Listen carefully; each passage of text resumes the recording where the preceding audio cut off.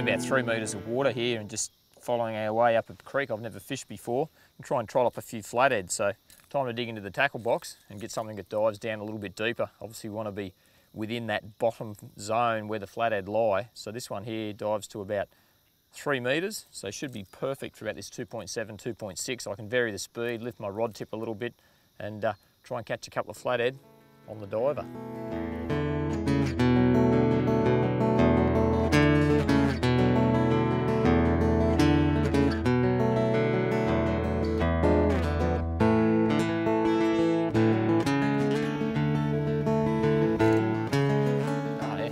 Bite there. Just trolling one of the many creeks up here on the mid-north coast of New South Wales, and something a little bit different, just exploring this creek that we're in. I've never been in here before, and it's just an adventure to do that, and got a nice flatty on the little hard body here. Where is he gone? Dirty water. There we go, beautiful. He's just climbed on that and he's in the net. That's how we like to start it off. So there we go. It's a great way to fish, great with the kids. It's a great way to explore areas. Keep an eye on the sounder, GPS, you mark a big snag, you can push the button, you can come back, you can catch bream, bass, mangrove jacks, all sorts of things up this part of the world, and certainly flathead. Very, very productive way of fishing, something different. I'll give you a bit of a look at some of the bits and pieces a bit later on, what we're using to catch these fish with, but I'll dig this fish out and you can have a look at him. Well, there he is. That's a little, probably a 1.5 metre deep diver. Probably use the pliers rather than use my fingers to try and get that, so I don't end up with a treble in my finger. That's a little 1.5 metre deep frenzy diver. Certainly done the job. That gold, silver and that dark coloured back, pretty classic colour and pretty hard to beat too as far as fish catchability goes, and that's what we're after. Beautiful little creek flathead, and you can see just lying in ambush along these creeks. Use your sounder once again to find those banks, those drop-offs, and try and stick to the depth that your lure's going to dive at. As I've already said, that one goes down about 1.5 metres deep, so anywhere from 2 metres to about 1.3 metres, that lure's going to be all right. I've got a deeper diver rigged. If I get up the river and suddenly it drops away a big hole, I can quickly feed that deeper one out. Success within a pretty short space of time. So there we go. Beautiful fish.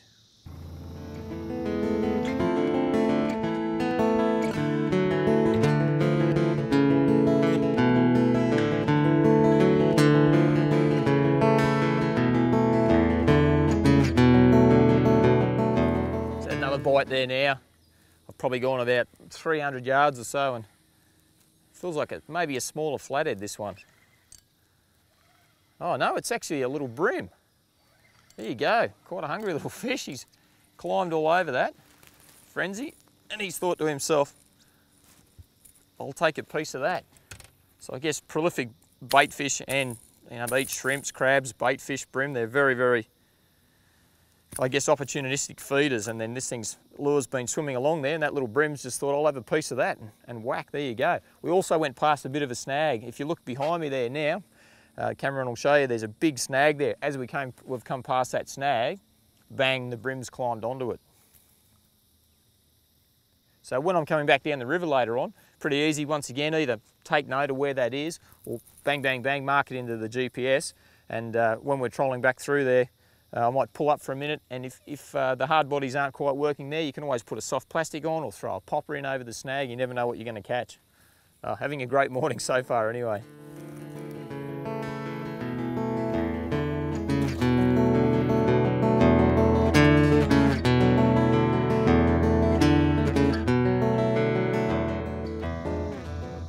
Trolling tackle is pretty basic. Spin rod, anywhere from that 2 to 5 kilo mark, or a little bit heavier if you like. Spin reel, some braided line, fire line in this case, bit of vanish leader, and your favourite hard-bodied lure, and away you go. Simple as that.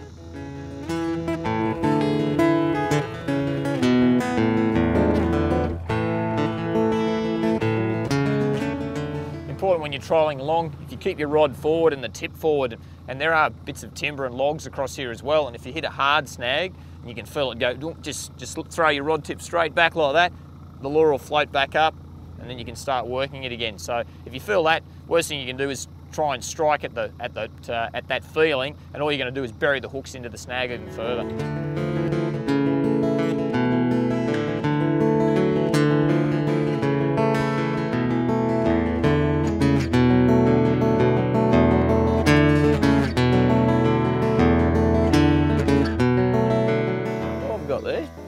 Could even be something that's slightly foul hooked. It's sort of coming up here at the moment, but what have we got? A little bit hard to tell there at the moment, but certainly, there we go. Little flathead, I think. Yeah, it's just climbed onto my hard-bodied lure. Well, what is it?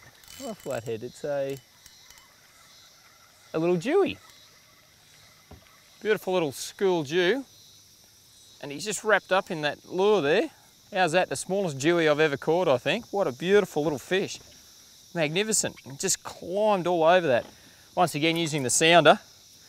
And hang on there, little fella. You're just a bit tangled up. I'll just have to get him out. Just using the sounder.